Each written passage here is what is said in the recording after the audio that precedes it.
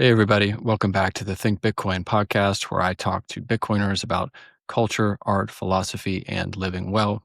Please like, rate, and above all, subscribe to the show. It is much appreciated and very much helps expand the reach of the show.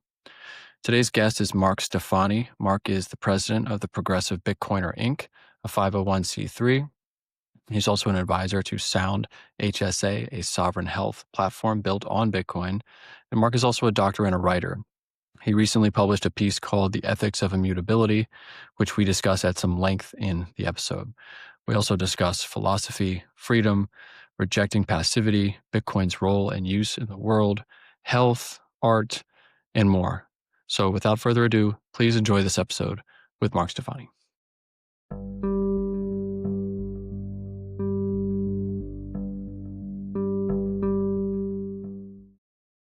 All right, we are live. Mark Stephany, welcome to the Think Bitcoin podcast. Thanks for being here. Absolutely. Thank you so much for having me, Logan. Mark, first of all, you and I go back when did we meet? 2022, 2021, late 2021? At least, yes. I think so, yeah. So for some people who may not know you or know you as well, or may be relatively new to something like the Progressive Bitcoiner, which you started a while ago, just give folks some introduction to how you got into this space, how you arrived at Bitcoin, and what you're doing now, because I know you got your hands on a lot of different pots right now in the Bitcoin space. Absolutely. I'm Bitcoin class of 2017. Very similar story to many other people, especially during the ICO phase of the story. But it wasn't until 2020, 2021 that I think the connection between Bitcoin and its ability to help a lot of issues that I cared about really became apparent, rather than just understanding the history of money and rather than just understanding it as a potential future financial asset. Understanding how it could help people really became more apparent to me in 4 or 5 years ago. And so there was a few of us who got together on a chat on Twitter and talked about, how can we take this angle regarding Bitcoin and try to share it, as well as push back against the prevailing, although misguided, narrative that it's just some libertarian project. And that's the origin of the Progressive Bitcoiner, in the summer to 2021. And then December, just decided to start the podcast. And that went through personally as a host through December 2022. But then Trey Walsh took it over from there. And it is now, Trey turned it into a 501c3, where we serve as an organization to promote Bitcoin as a tool for financial inclusion and freedom, justice for those who need it most. And really hats off to Trey for spearheading that and really putting in the legwork for creating such a fantastic organization. And so he was kind enough to offer me the president of the board position, which I've been grateful to serve as. And so we are really enthusiastic for what the Progressive Bitcoiner has in store in the coming 12 to 24 months. We had the opportunity to go out to DC for the BPI summit, which was just a fantastic experience. And we're just now starting to see the fruits of that labor pay off, with a lot of inbound from government officials. And that's been fantastic. And so we're really hoping that the message continues to get out, and proud to be a part of that organization. Yeah, I think the Progressive Bitcoiner, you guys, when you started that, Mark, that was probably, I think that was the very first group or organization that was taking that angle. It was really important for me at the time finding it. And, I guess one of the first questions I want to ask you is, it's been 4 or 5 years since you launched that, and it's really grown in this kind of beautiful way. And I think it's grown the right way, it kind of steadily. And I think, like you said, we're starting to see some the fruits of that labor.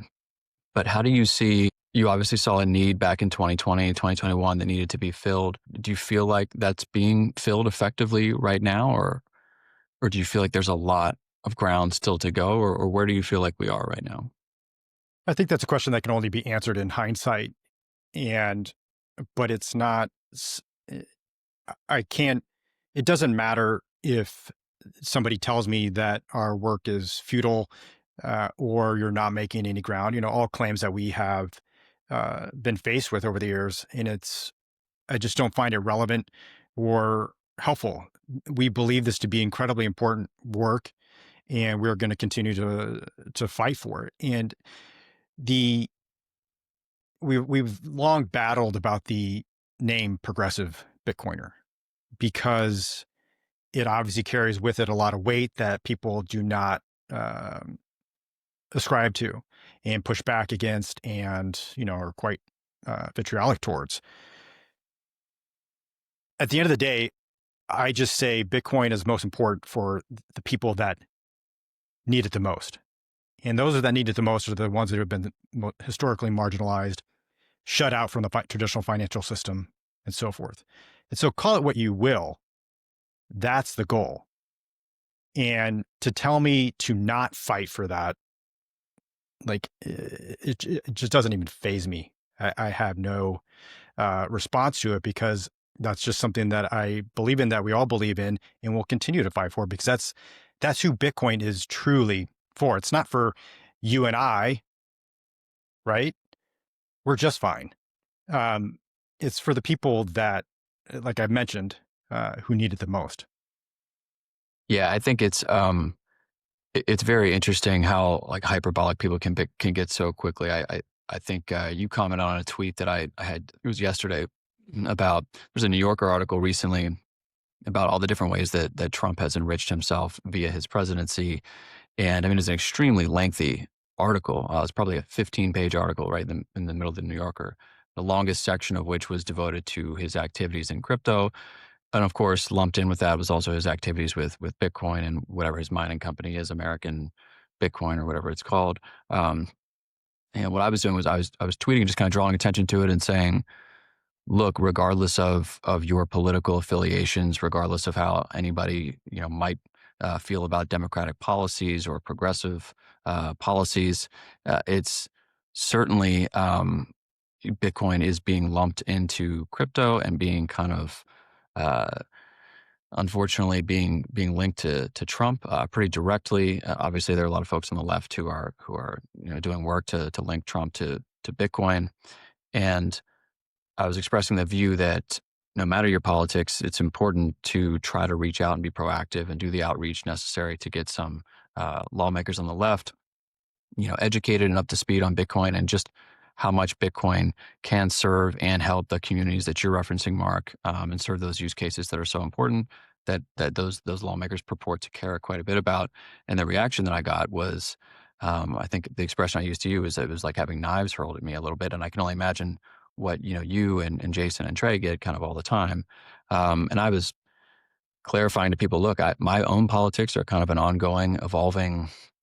I'm sort of politically homeless a little bit, and I certainly don't subscribe to a lot of the democratic policies. But nevertheless, I feel like this is a very, very important mission to do, and I want to support you guys in doing it. And I feel like sort of just abdicating and leaving an entire huge swath of the population just kind of out there and just say, well, you guys are not worth it, I think is crazy. As Bitcoiners, we see Bitcoin as the future of money. We are able to learn about the history of money. We are able to understand yapstones and the whole millennia of uh, financial development. Yet, when it comes to societal organizations, our political structures, how we interact with each other, we can't imagine a new way of doing that. We can't imagine new ways of interacting with each other, new ways of uh, governing, etc. We we can do it with Bitcoin, but for some reason, there's this roadblock in our ability to go beyond that, to see what Bitcoin could allow for in society beyond just a new financial uh, system. And so that's what really, I think frustrates me is, and the progressive Bitcoiner is the perfect example of that. People all automatically lump us into a certain ethos, belief system because of the term progressive on the podcast. Like just for this morning, somebody read the paper that we'll be talking about, and because it was posted on our website, thought that it was regarding progressivism and therefore was an endorsement of progressivism. Ergo, you're a low IQ person. And it's like, come on, Yeah. step back, reflect, and you reflected on Bitcoin, right? You probably discredited it at some point in your life and your career. Take that same ability and check yourself before you apply the same discrediting logic to something else in your life. And so I politely just replied to the gentleman, it has nothing to do with progressivism. Bitcoin Magazine wouldn't publish it because it's 2,000 words more than their cap, and I didn't too lazy to edit it. So it's on our website. That's the end of the story. So get over it and understand that your inability to use the same tool that allowed you to understand Bitcoin is also limiting other aspects of your life.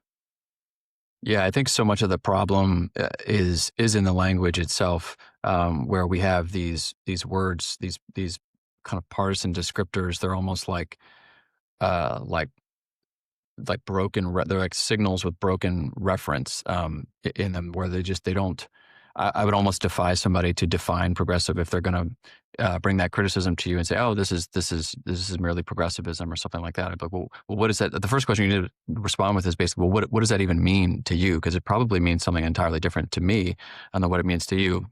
Where back in the day, I wrote a piece about capital P versus lowercase p Right. progressivism, and even Yep. that, I'm not even sure if that makes sense anymore. I mean, I think we've almost even lost even more meaning now. And so, what I think is interesting about the paper that you wrote is I can kind of feel you trying to navigate this new ground and trying to, think about both ethics and politics, how they kind of interrelate, but also kind of going from a starting place of like what each individual person can do, how they can kind of bring this all under themselves in a coherent way. And I actually think a theme of your work, Mark, and please jump in and correct me here if I'm mischaracterizing your work and your thinking lately, but I think you've been really focused lately, it seems to me, on the idea that Bitcoiners versus Bitcoin itself, that Bitcoin itself alone is not really a revolution, but it's really Bitcoiners and how we use Bitcoin or how we reflect the values of Bitcoin in our own lives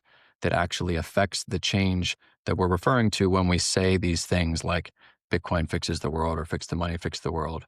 Um, that it's more than just code. It has to be human beings in some way taking that aboard into their own lives. Do you think that's an accurate characterization of your thinking these days and how you're writing and conducting your work in the space? Absolutely. There's no revolution without the revolutionary, right? There there's no Reformation without Martin Luther, even though he had the printing press. And so, to me, relying on just Bitcoin as code to create the revolution, and in a way, this is a pushback against the Trojan horse um, narrative. I don't I don't disagree with that necessarily. I don't think it's enough. I don't want it to be enough. Let's put it that way.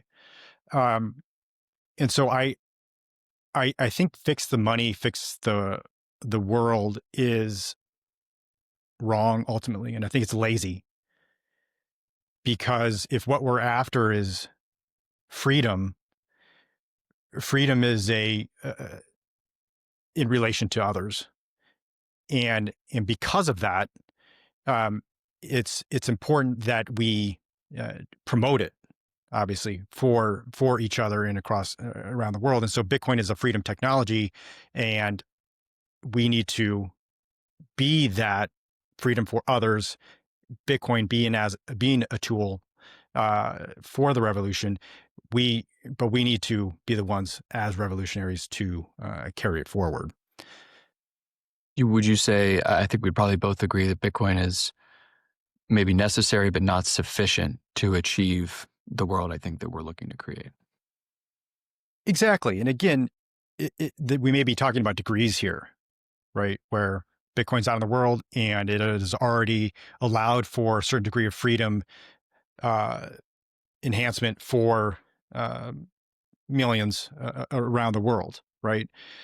But I don't want to stop there. I don't want it to just be something passive at this juncture. I still think that there are millions and billions of people who could still benefit from it. And being a passive uh, individual in this revolution, I think would be a disservice and something that in hindsight, in 40, 50 years from now in my life, I would look back on and say, I wish I could have done more. Yeah, excuse me, the way that I think about this sometimes, I'd be curious to get your perspective on this idea, Mark, is you know that I'm a literature guy. So I'm thinking about things sometimes in relation to the history of literature and art. And so I think of Bitcoin as kind of this ground clearing technology where we have all of these decaying old systems and institutions in the world that sort of can lean oppressive. And Bitcoin is a way of kind of sweeping some of those away, clearing the ground. But then, of course, you actually have to build something else. You have to re-architect something else on that. Once you've cleared the ground, now you have a level place to start, which is great. That's what you want. It's better than what existed before. But you do still have to build something on it. It reminds me a lot of, in the 60s, especially 60s and 70s, in the TV generation when they were becoming, writers and artists, they were using irony and things like irony and irreverence and these literary devices to kind of diagnose and express problems that they saw, issues, flaws in society. And it was a diagnostic tool, but not a prescriptive one. And so they would have these, cutting and, really well done and insightful critiques of society. But then there was kind of, okay, well, what now? You've effectively pointed out everything that's wrong in a really clever way that's enjoyable and entertaining and smart. But what do we do now? And so that was kind of the end of postmodernism is kind of you reach the sort of end, the point where the bird in the cage, learns to love his cage versus trying to actually get out of the cage and build something different. So that's how I view Bitcoin now. And I think with your paper, which we're going to get to here, I think you were kind of making the case that it's just not enough to just have this. We need to think, what are we going to build with this? Exactly. The memes are great, but they're not enough. Yeah, they're perhaps the analogous to the use of irony at the time that you referenced, but they're only getting us so far. At some point, there needs to be more action. There needs to be more tangible action by each and every one of us to ensure that we are in fact doing the most that we can for Bitcoin as a protocol, and ultimately for why Bitcoin was created, to improve uh, financial freedom for others.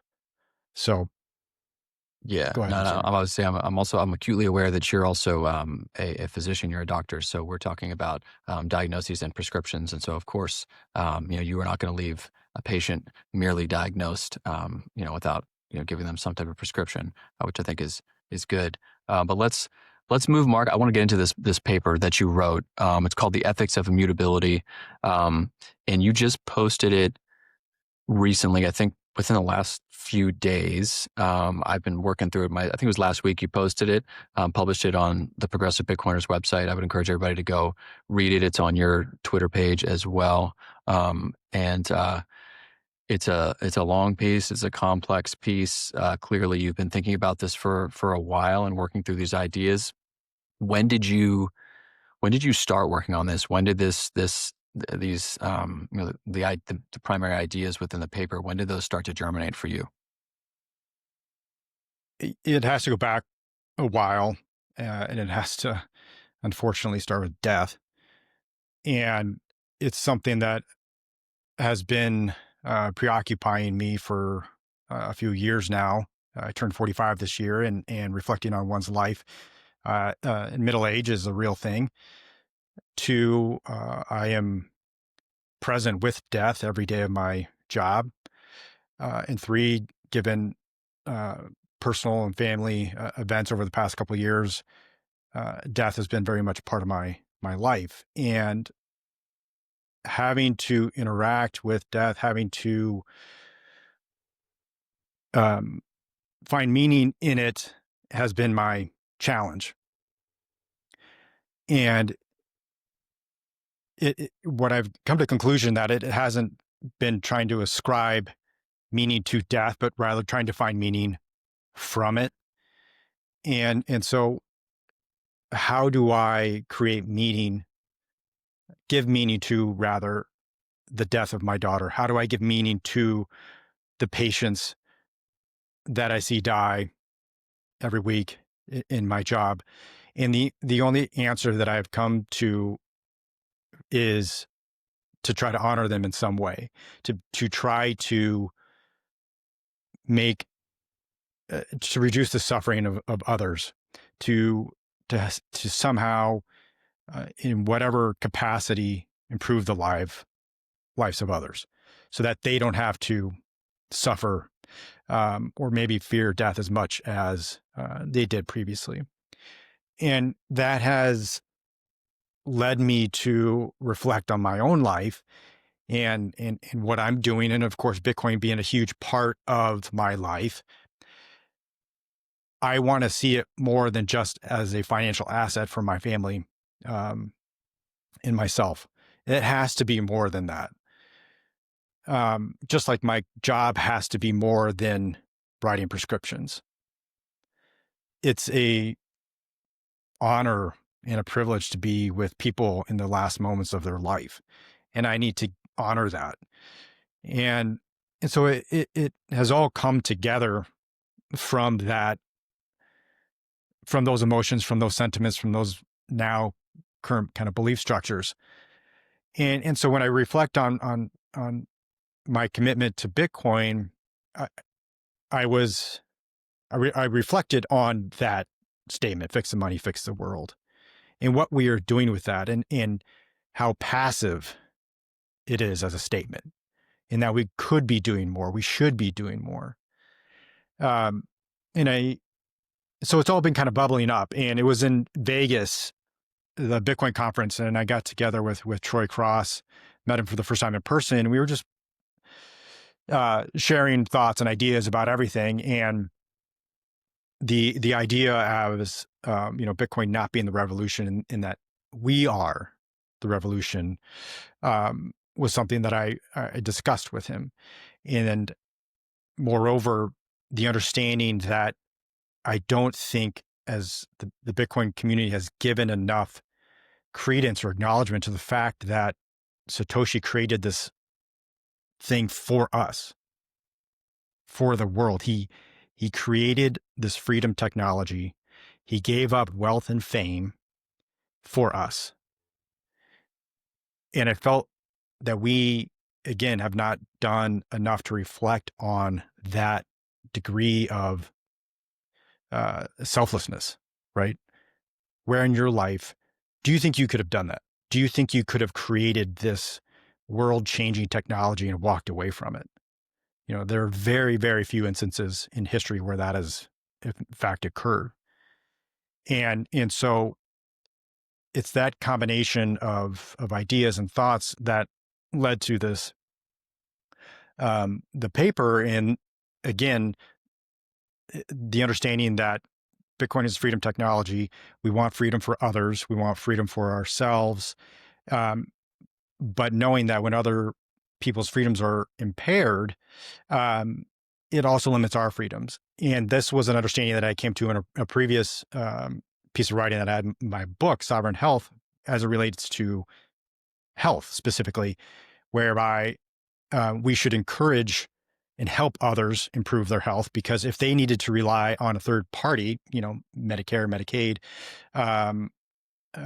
or other central authority based programs, that is in turn limiting our freedoms as well through taxes and bureaucracy, etc. So the more that I can improve the freedom via health for others, the less that they have to rely on a third party, the less I am encumbered by that third party. The flip side of this coin is if I take care of myself from a health perspective, I don't have to rely on the health system as much, and therefore others are not encumbered by my uh, unhealthy behaviors. Okay. So I applied that same logic to Bitcoin, right? If I can promote Bitcoin for others, they are going to be less reliant on central authorities, governments, handouts, etc., for their financial freedom. So it is incumbent on me to do so. And so it's this idea of reciprocal freedom. And like anything, I couldn't believe that it was a novel idea. And so with the idea of putting pen to paper after, again, meeting with Troy, um, I came across de Beauvoir's book, The Ethics of Ambiguity.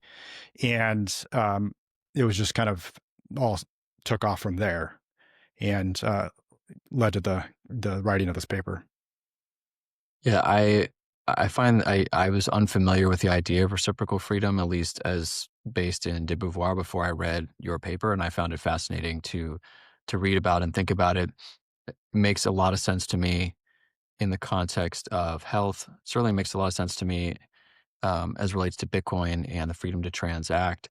I would imagine I still find it a little bit of a I don't know, it's kind of a slippery concept for me, and I think that's I try to press the pause button on certain, kind of automatic filters that happen in my brain for we're all conditioned at this point, I think, to start sorting things in reductive, partisan ways where you're jumping and I find myself constantly trying to interrupt myself and say, "Okay, stop, stop, stop."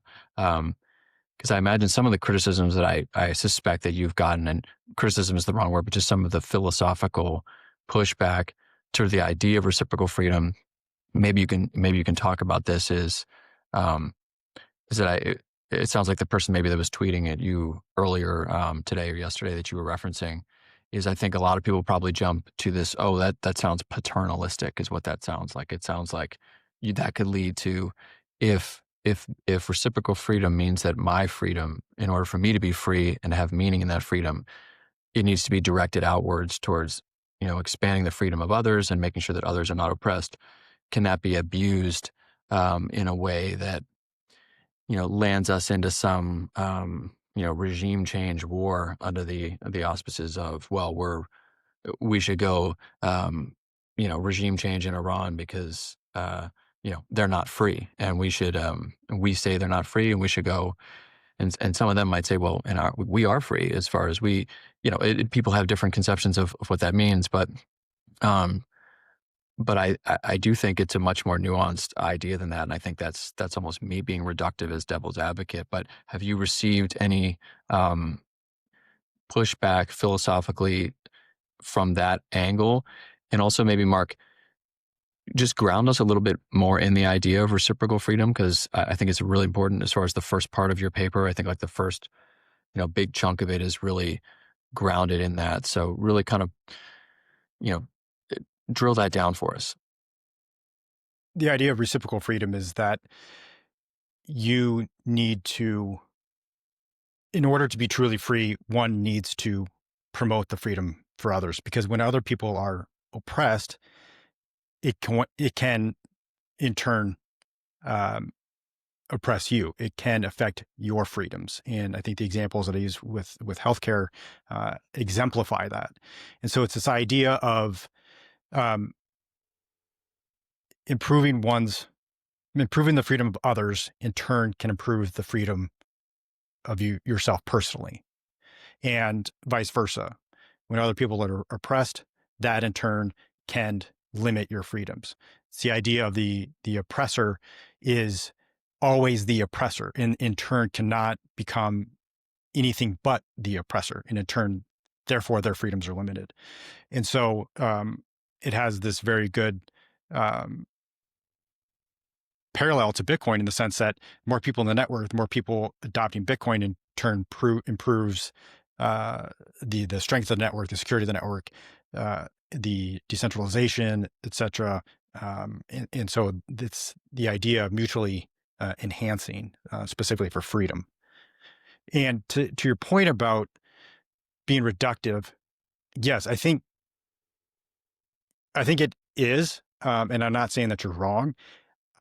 It's just that majority of arguments that I see against X, Y, or Z become reductive, and we tend to have perspectives with based upon the worst case scenarios. And what I'm asking the reader to do in this piece is look at their own lives, not necessarily from a systems perspective, although I think that is a good thing to consider. I want the individual to look at their personal life and how they interact with others and what they can do for their friends, family, community. And because Bitcoin is very much the same thing, it is very much a network of individuals, obviously not based upon the institutions involved. And so I'm calling upon individuals to improve the lives via augmentation of freedom for other individuals. So yes, we can have discussions about what this might look like from a uh, let's go spread democracy across the world, paternalistic viewpoint. But I don't think that's not my aim, and I don't think that's necessarily helpful. Yeah, I think that's really well said. And I think to the extent that people immediately jump to the kind of like knee jerk, oh, I have an allergy to any progressive this or progressive that, and they sort of assume that what you're referring to is some kind of centralized sort of like collective authority, implementing this. But what you really are talking about is individuals. Like in no place in your paper are you talking about, governments should be doing X, Y, or Z, or like the body politic as one should move to do this or that thing. I mean, you kind of talk about the body politic in terms of just being comprised of individuals, and that individuals, if they are able to orient their lives in this way, that kind of reconstitutes the body politic, probably in Exactly, characterized that's the ways. point. Yeah, Yeah, you don't want if you don't want the central authority, then it's your responsibility to not need people to rely on in the first place. correct. Yeah, which I think is again very very well said, and well articulated, and yeah, I find that idea very in my notes for the show, I have this described as one of my notes is, this is an impassioned, kind of call against passivity. And you were talking about passivity earlier, and I'd like to talk a little bit more about it because I think for me, freedom is, and we're not getting too abstract for listeners, but I think of freedom, ideally, we have some equilibrium. There's an equilibrium between positive and negative freedom, I think, that is optimal. Negative freedom, meaning not like the negative connotations of freedom or the positive connotations of freedom, but I mean almost like defined terms from a guy named Isaiah Berlin, like negative freedom meaning freedom from external constraints, external intrusions, stuff like that. What most people think about when they think about freedom. And then positive freedom is freedom to, it's kind of freedom to, self-mastery, self-actualization, stuff like that. You focus culturally too much on one or the other, I think things get a little out of whack. The equilibrium gets off. And, both on an individual and a cultural level, you kind of, get off track. And I think America generally focuses too much on negative freedom. I think we're very much like, don't tell me what to do. Individuals, just kind of stay out of my yard type of a deal. And, the individual being totally sacrosanct. And, there are obvious benefits to that. And I think if you think about how our country was founded, of course, that was going to be, the kind of prevailing philosophical underpinning of America. But I don't think we spend enough time talking about positive freedom, which is more looking outwards, both as an individual and I think you could argue, to other people. And I think you are exploring that in a really interesting way. And I'm thinking about reciprocal freedom. For me, I'm kind of conceptualizing it a little bit as like you can almost be neutral on how people use the freedom that you're promoting for them. Um, but you're sort of trying to promote more positive freedom for other people in addition to yourself, and it's almost like a um, giving it's a way to express your own positive freedom, to actualize yourself in some way, to sort of encourage that in other people as well at the individual level, which I think is fundamentally non-passive. But would you agree with that, in terms of the equilibrium of positive and negative freedom? Yeah, no, I agree absolutely that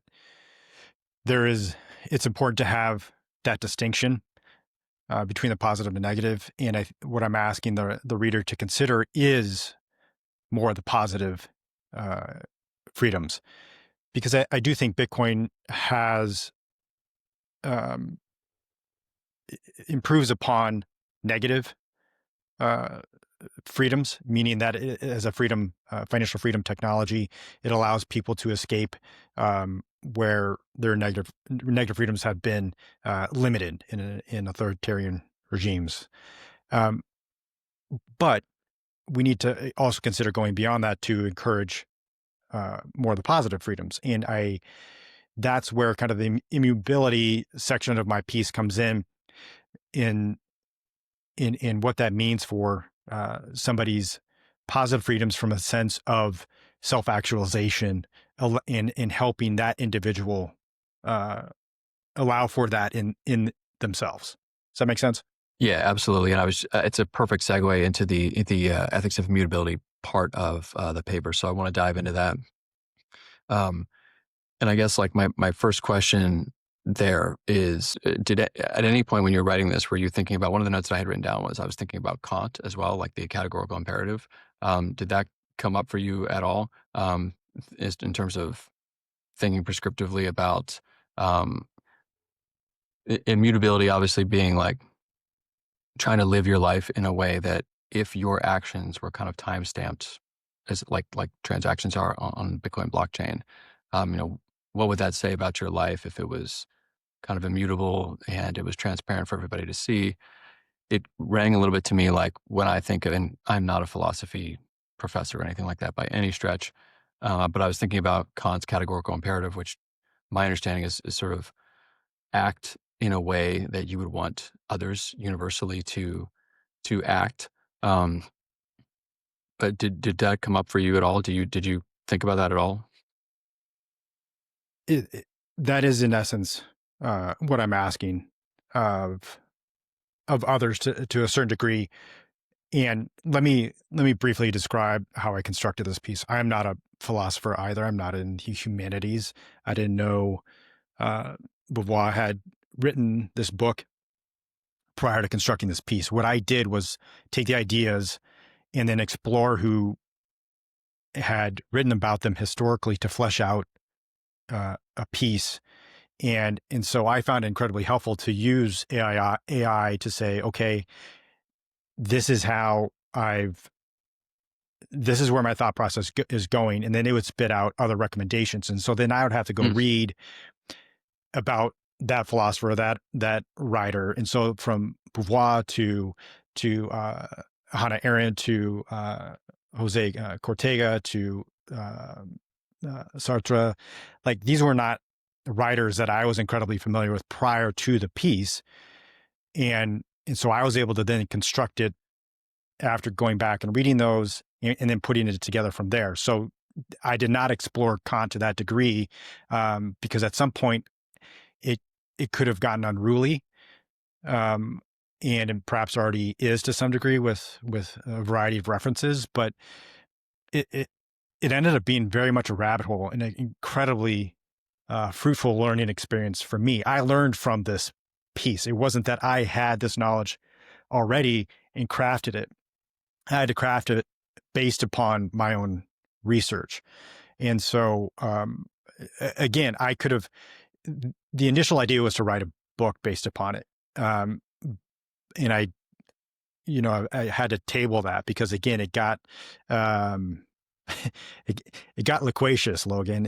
And so I had to pause and, you know, pare it down and really try to mhm. stick to the message rather than trying to have some exercise in academia that was not the intention. This was not a paper to be graded, and so to answer your question, no, I did not reflect to a great degree on Kant's perspective. But from what you've described, I do think it would be applicable.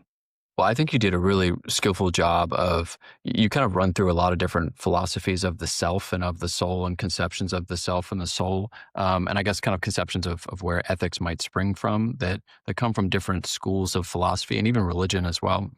And you connect all of them to the Bitcoin blockchain, which is sort of almost interpretively malleable. I think you do a really interesting job of explaining how we can use the Bitcoin blockchain as this analogy that can sort of be instructive, no matter what your conception is philosophically, no matter where you come from on the philosophical spectrum, and how Yes, you exactly. conceive of yourself, and I guess how you perceive yourself in terms of ethically how you should act in the world. And I'm wondering if you could walk us through that, because I know you talk about existentialism and what that conception of self is, and how you could think about that as reflected in an interpretation of the Bitcoin blockchain. Then you kind of move into religion a little bit. I think like Buddhism and maybe some Hinduism. And you talk about John Locke, and each one you're kind of able to connect it to the Bitcoin blockchain in a different way that I think is interesting. So could you kind of walk us through that a little bit?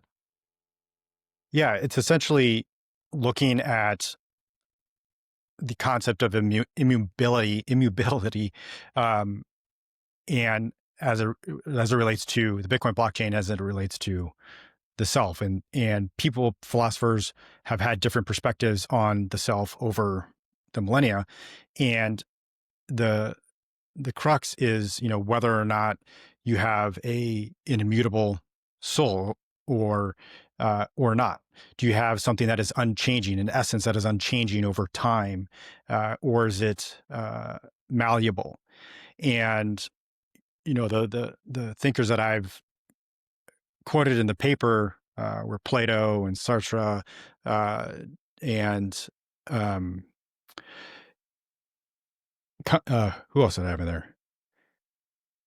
You had certainly had Plato, you had Sartre, you had John Locke, which you covered well Locke, as yes. well. Um, in their perspectives on that question. And you can you can translate their perspectives to the Bitcoin blockchain, in the sense of the Bitcoin blockchain is unchanging and it is uh, immutable. Therefore, each new block is time stamped and unchanging over time, much like some would argue that our soul is. It's unchanging over time. It is the lineage of essence that you have through your life, versus others who would argue that it does change. And okay, if your actions then were time stamped, if your life were a blockchain, how would you want those actions recorded uh, in over time? Would you want your actions remembered, uh, and obviously a positive or a negative light? And ultimately, it kind of comes full circle through that exploration to, as you said, it, it it doesn't necessarily matter your perspective. The call to action is the same.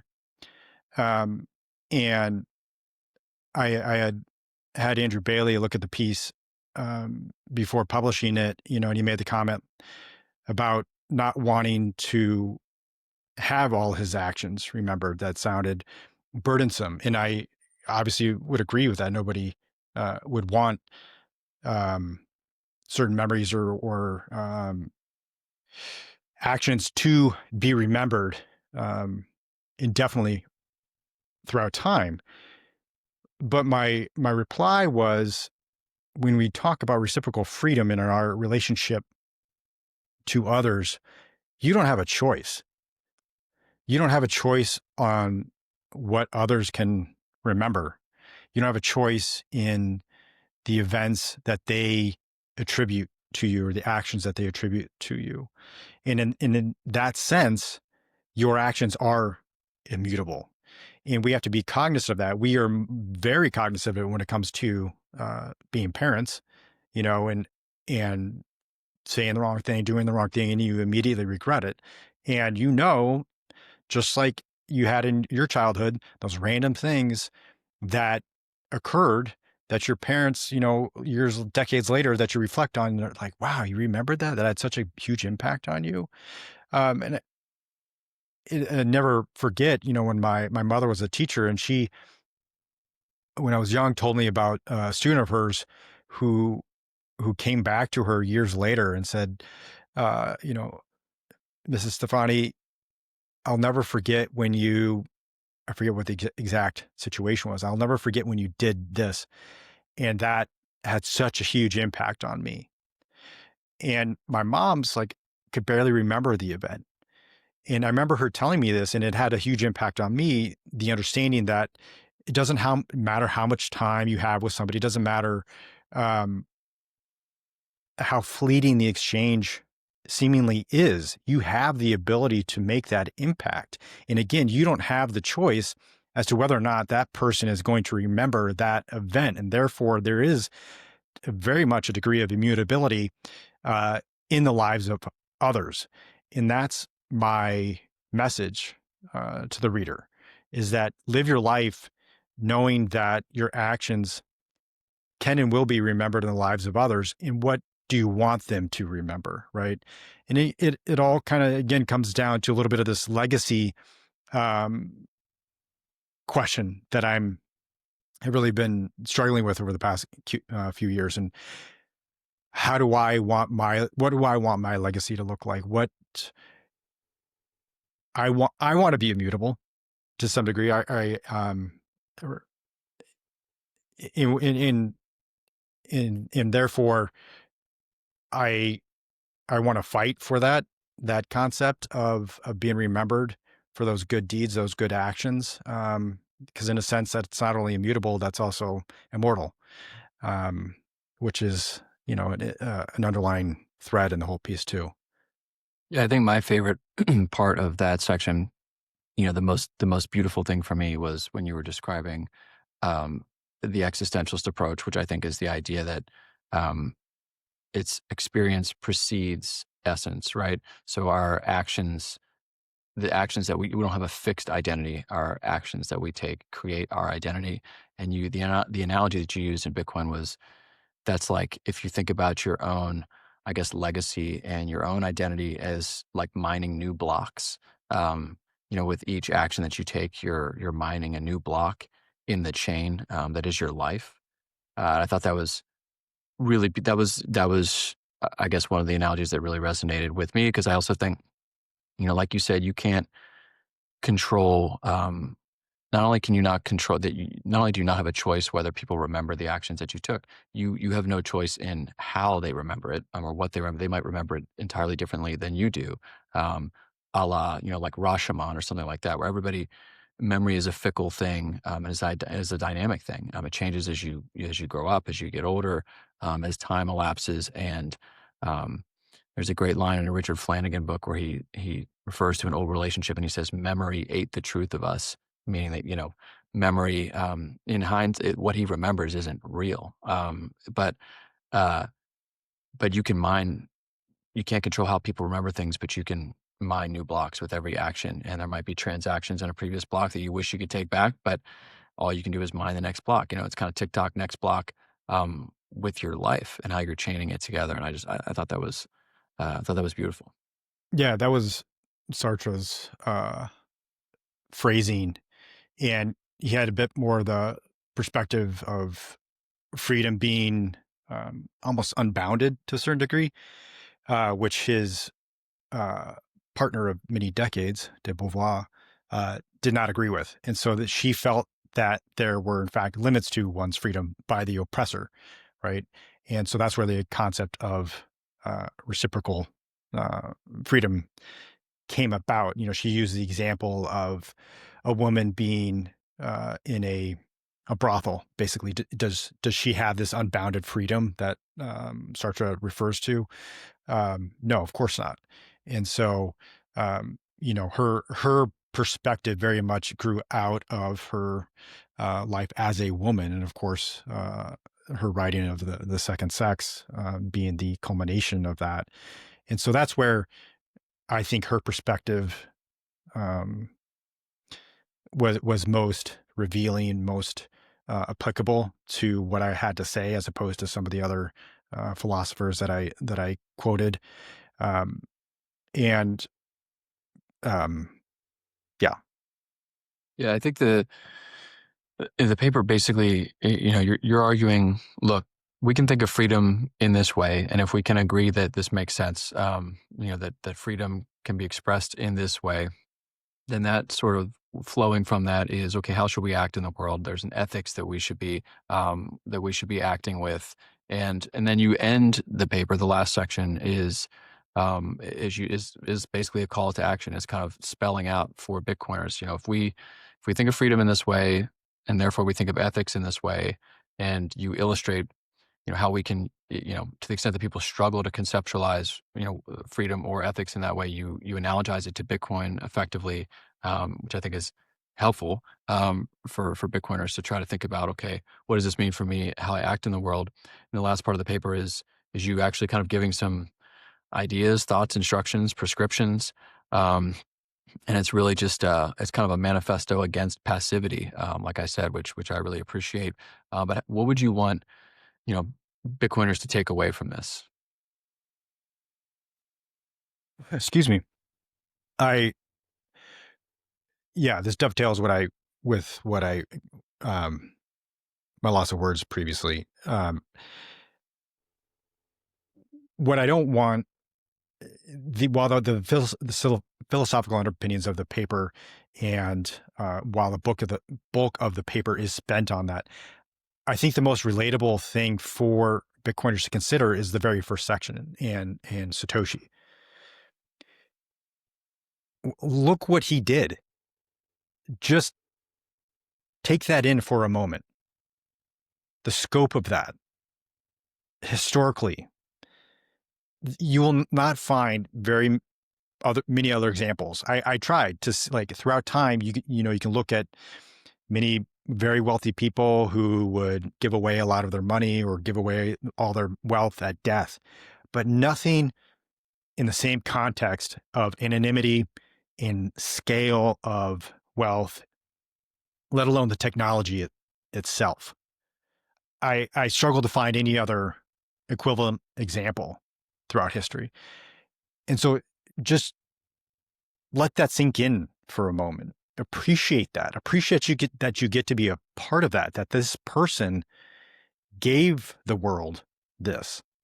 And so the call to action is really just trying to be um, uh, more like Satoshi, the spirit of Satoshi. I use that a couple times in the paper.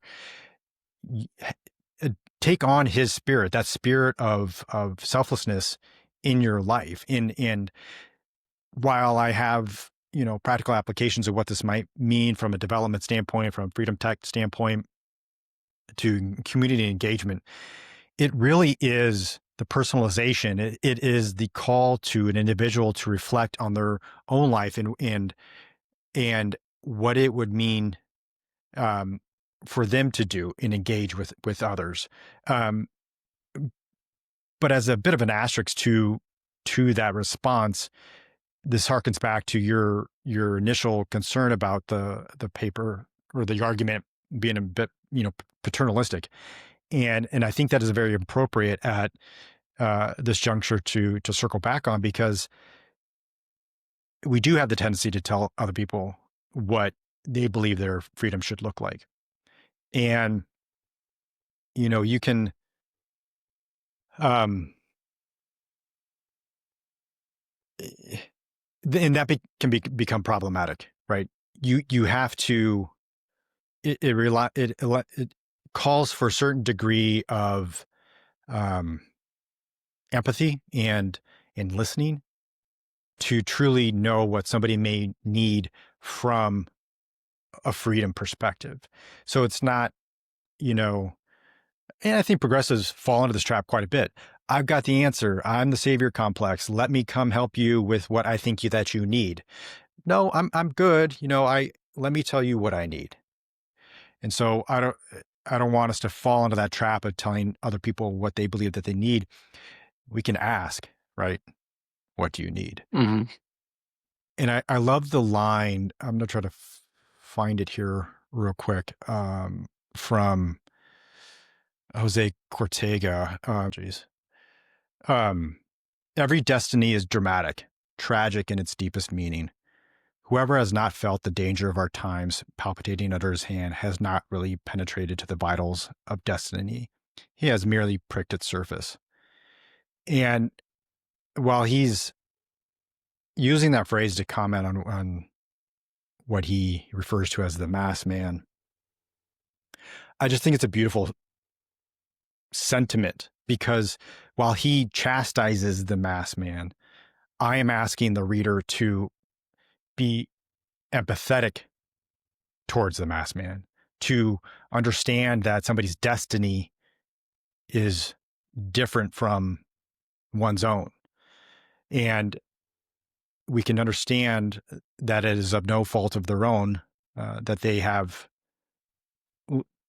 they're in the position that they are now.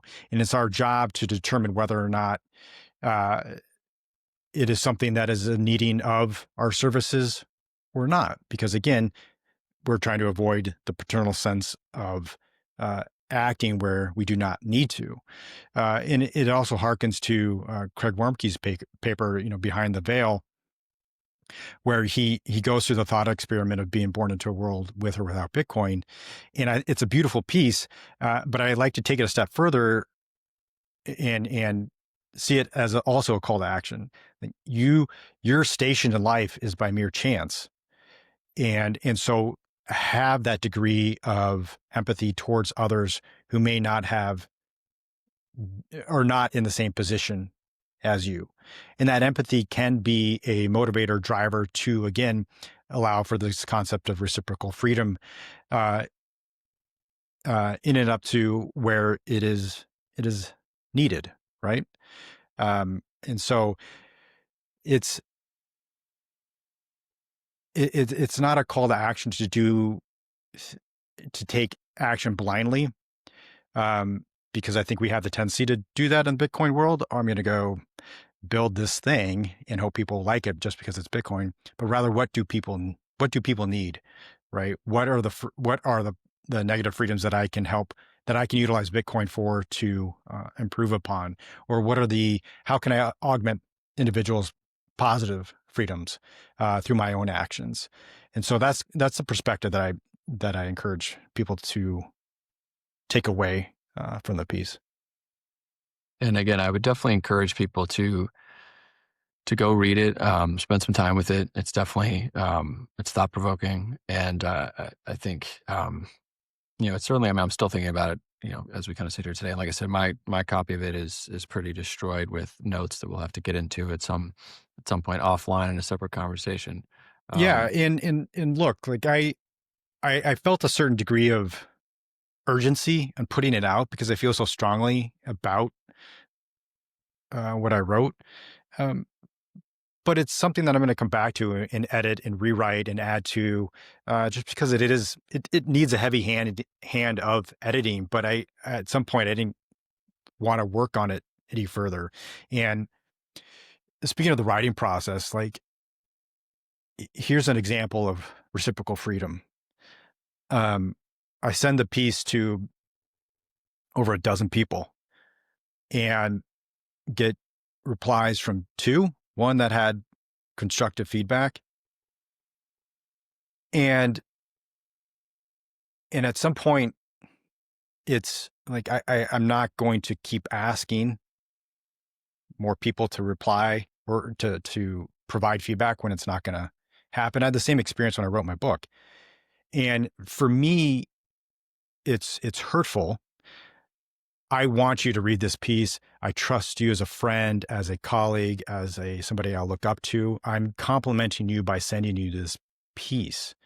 Um, and when you get crickets, um, it can be, again, hurtful. And so I, uh, while people are going to, maybe pull it apart or say that critique it from more of an academic standpoint, it's like, I did my best with what I had and how I constructed this.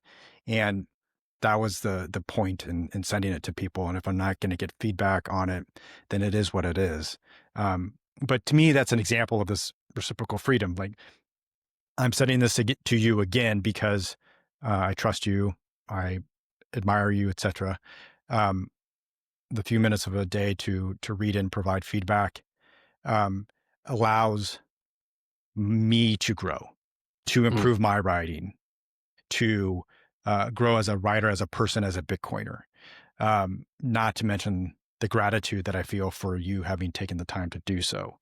Um, and so now, having experienced that with several pieces in my book, it's it doesn't make you want to stop writing, but at the same time, it's a bit hurtful. It could also be that I'm just a shitty writer, but still, I think it's little things like that. The point is that it's little things like that.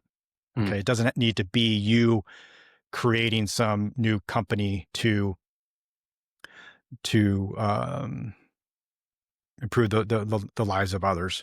It can be it's also the small things. Those small things are what add up, and those are those small things that people remember. For sure. Um, and I would certainly, I mean, I can say firsthand that you are absolutely not a shitty writer. Because of the thing that I also want to transition to next. Um, because Mark, you might be the most versatile writer that I know. Now that I'm kind of thinking about it, because you have your Sovereign Health book, which I full disclosure I have not read Sovereign Health, but I've read this, but that's a book about health. You wrote this long piece, which I have read, and then you wrote a book of poetry as well called Barcodes, which you were kind and gracious enough to send to me, before you published that, and I had a chance to read that, and I want to talk about that. I want to talk about poetry and art. You're kind of a Renaissance man, but when you sent me those poems, I mean, I was moved. It was big. So, I mean, I want you to talk about. Sorry, I was just trying not to get. I mean, the poems were emotional. They definitely hit me. So, but talk about this podcast. I started this show because I think art is important. I think, um, we need to do a better job as Bitcoiners of thinking, what's the society and the culture that we want to build when we clear this ground and we get kind of this fiat system out of the way and we start thinking about self-actualization and positive freedom. What all helps make us better people, fuller people. And I think, you know, art and literature and music and stuff like that, that to me is very, very important. That's how I find meaning in life. And so I just want to ask you to talk about. I know you've been writing poetry for a long time, but what is the role of poetry and writing in that medium to you? No, I have not been writing poetry for a long time. You sent me, I sent you these poems, and I can't thank you enough for reading them and providing your incredibly thoughtful feedback and support. Above all else, a support for doing it. And you sent me the quote from um, T.S. Eliot. T.S. Eliot, which encapsulated the entirety of my experience. And so, in the days, weeks, months following the loss of our daughter in December of 2022, um, understandably, um, my wife was inconsolable. And nearly every night, I would fall asleep to her tears and her sobbing. And it would start as this slow vibration in the bed. And I knew what was coming. And then there was a pattern of crying and tears and um, a crescendo and a decrescendo of the process. And for a long time, I consoled those tears and um, but eventually I didn't because they became so frequent and so often, and I didn't know if it felt like it was doing any good at some point. And so I laid there in bed one night, and the words came to me that I will find here. The words came out basically in how I was feeling in a poem. The crying shakes the bed in the same familiar rhythm, a beat I no longer console, for it comes often yet unexpected. An embrace would disrupt the tempo. And so that was the first poem that I wrote. Um, and in the months after that, my emotions would come out in the form of poems or one line, and it would be constructed from there. And at some point, I had a half dozen poems, and I thought to myself, I need to honor this. This is Mm. something. And it allowed me to process my grief. It allowed me to process what was going on. And then they just poured out. And the process of doing it was incredibly cathartic, um, and incredibly meaningful for me. And I wrote them here at home. I wrote them at soccer practice. I wrote them in Paris, and I wrote them in, uh, everywhere I was. They just came kind of pouring out. And then at some point, like grief itself, it had to stop. I couldn't keep doing it. And that's It's where almost, the I would say it's almost like you transfigured it. You transmuted it. Like you performed almost like a kind of like cathartic alchemy of the grief. Which, two things you said are fascinating to me. One is talking about how they started coming to you and how you received them, even the language that you're using to describe that process. I've talked a lot about, where I think our current culture falls short in terms of to be an audience. You have to be able to receive art as a gift. To be an artist, in a lot of ways, making art is kind of emanation of a gift. If you read a lot of artists talk about how they thought of something, to write, or a piece of music it's a lot of times they'll refer it's almost like it came from somewhere. They don't know where, but it came to them, and then they just transcribed it. And I don't think that we as a culture right now are very conducive to that in either the audience or the artist. And I think, unfortunately, it's almost in these moments of acute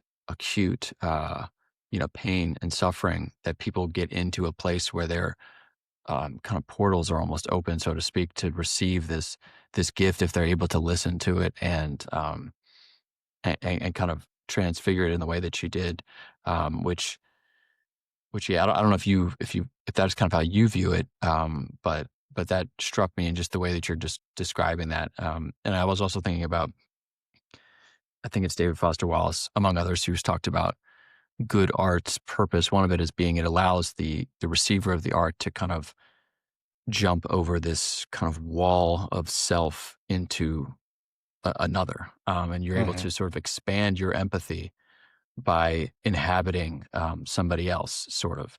You're able to connect in a way that you wouldn't otherwise be able to connect. The T.S. Eliot thing of poetry being raids on the inarticulate or the inarticulable.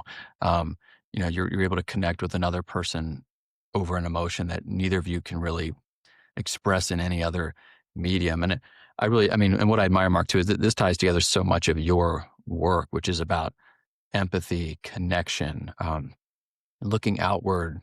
It is very prescriptive, I think, in a very human forward way. But I didn't mean to hijack that at all. It was just fascinating to hear you talk about it in that way. Yeah, in right now, I feel like I couldn't craft a poem to save my life. It was like I wrote that last one and I was done. Um, and I agree, and I think there's a parallel to Bitcoin to some extent in that we try to explain what Bitcoin is and why it's important to no avail. 99% of the time. but then there's that one thing that you said, the one thing that you did, or one article, whatever, and that allows somebody for it to click with them. And the same thing could be said with art.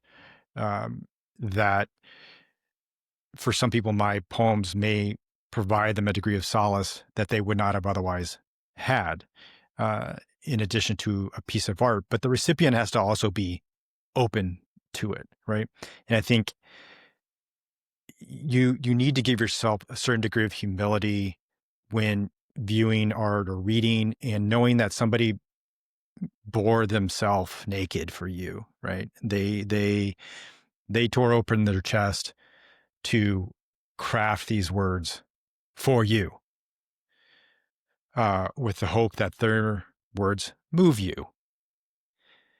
And it, you don't have to necessarily find it to be the most moving piece of art that you've ever experienced, but nonetheless, you have to respect that and say, could I do that? Could I, in whatever medium you want to consider, could I bear myself to others in this manner? And that's the real beauty, I think, in being in the creative, is allowing for that. Um, and so it's something as simple as I really had to tip my hat to American Hoddle in his little vlogs on that he's posting on Noster, because he's really, with a lot of humility and emotion, uh, saying some familiar or similar things to what I'm calling for, to kind of move beyond number go up, and really reflect on what it means to be a good person, and engaging in this community, and in a language that is not normally seen within the Bitcoin community, especially for somebody as prominent as himself. And I think that took a lot of integrity for him to do that. And he got some replies like, what the hell is this stuff like? And that's coming from an individual who's not ready, right? Right. um and that's okay. But nonetheless, you have to see those situations for what they are, and you can only hope that that person at some point realizes um what his words mean, what my words mean. And our job is to try to be that clearing for those individuals, for that degree of growth that we ourselves have seen and continue to try to strive for. Yeah, when I was talking to Stephen Lubka, we talked about this idea of having encounters with the self, and how that was kind of a way of truth seeking, and I think there's so many beneficial things from pursuing those authentic encounters with yourself, and I do think that's what, when you're making art, when you're writing poetry like you did, or it sounds like what Hoddle's doing, um, that is. I think people can feel the authenticity of that and they respond to it. And I agree that the people who don't, it is probably because they're um, just that kind of part of them that otherwise would be available to like receive that gift of that authenticity. It's just under exercised or atrophied in some way. And I think the idea is that again, thinking prescriptively again, about how Bitcoiners can reject passivity in the world is if we can kind of, as Bitcoiners, pursue these true encounters with the self, with ourselves, and kind of in ways that are public, that we can share with others, that more and more people are going to respond to that, and it may be kind of a small murmur at first, but I think it's also a way of modeling how we want to behave in the world, and that's going to look different ways to different people. um, it could be purely on a more artistic thing. It could be um, more activism, kind of some of the stuff that you're referencing in your paper, the ethics of immutability as well. I do think it takes different forms, but I think it all kind of comes back a little bit to what's true and what's real, and trying to encounter that in yourself, and that's an evolving thing. Encounter it, capture it, transfigure it, but most importantly, also share it. And it is, I will forever appreciate you sharing that with me, because I know that that's like a very, very vulnerable, very personal thing that you did, but it was so authentic that I think it's more people, should be pursuing that in their own lives and also trying to experience that because it's an expanding, it's a way to expand yourself. And I don't know. I think that my hope is that Bitcoiners will be doing more of that type of thing and doing it more publicly, because I think that will, you know, help us reject passivity in the ways that you've discussed.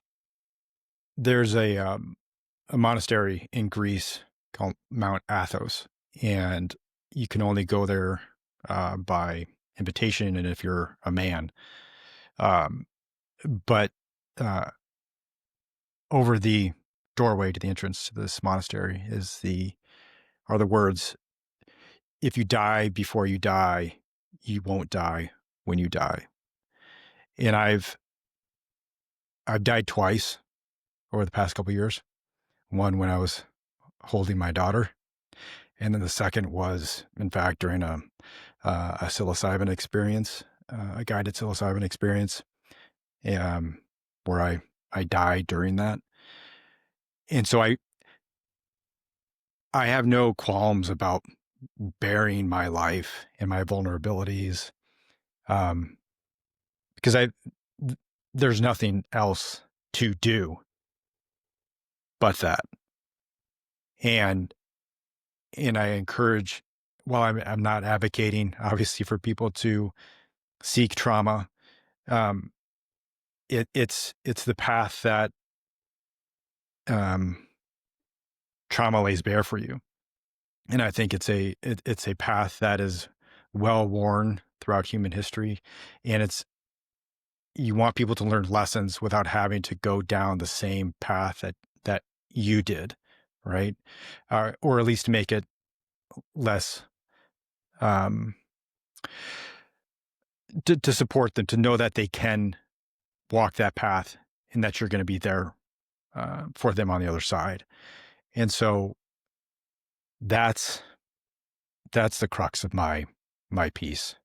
That as Bitcoiners, we need to be there for each other. We need to be there for those who we are trying to help on this path of freedom, um, because we're all going to die, as it turns out, and there's going to be an inordinate amount of wealth created in the coming years from Bitcoin. What are you going to do with that? What does peer-to-peer philanthropy look like? What does peer-to-peer empowerment look like? These are the questions that I want us to be considering. We're very much a grassroots organic movement, and there's no reason why we can't continue that from a spirit of reciprocal freedom, from the spirit of Satoshi, in improving the lives of others. Mark, I think that's a perfect place to conclude. I don't think I can say anything additional or better than that. We are creating more than merely wealth. I love that idea. And so hopefully that's something that we can all keep in mind as we go forward. I think it's a very serious responsibility that Bitcoiners should conduct themselves with and should think about when they're out acting in the world, that we're doing more than merely creating wealth. But Mark, this has been an incredible conversation. I wanted to talk about some health stuff. We will have to get you back on if you are willing, to dive into all that in a different conversation. But I want to conclude here today just because I think it's appropriate. And it's a great message for folks to walk away with. Is there anything else you'd like to leave the audience with? And where can folks find you and the various organizations that you're involved in? Yeah, I'm the president of the board of the Progressive Bitcoiner 501c3 that I've mentioned earlier. So progressivebitcoiner.org. A lot of great articles, and currently we're trying to um, stave off any pushback that potential future administrations may have towards what Trump has done. And that's one pillar. But also, like I said, we're really trying to create a resource for individuals who want to learn more about Bitcoin as freedom tech. Then I'm also a physician advisor for Sound HSA, which is the first Bitcoin-backed HSA product, and hopefully be launching that to be able to sign up by the end of the year. Started by two fantastic individuals and Bitcoiner, Stuart Lackey and then John Gordon. And so check that out at soundhsa.com and stay tuned for the ability to sign up for it and put your Bitcoin to good use in a tax advantaged product. It sounds good. And I also, I definitely want to plug Mark's book of poems called Barcodes. It is available basically everywhere, right? I mean, you can buy it on Amazon. I know in other places, I assume, but I would encourage folks to go check that out. Spend some time with it. I promise you, it is worth it. And then also do check out Mark's piece that he just wrote, The Ethics of Immutability. That's widely available as well. You can find that on Mark's Twitter. And also on the Progressive Bitcoiners website as well. So definitely check that out. Mark, we are grateful to have you in the space. I'm happy to know you, and I appreciate this conversation. Thanks for coming on the show. Thank you so much, Logan. All right. Bye, everybody.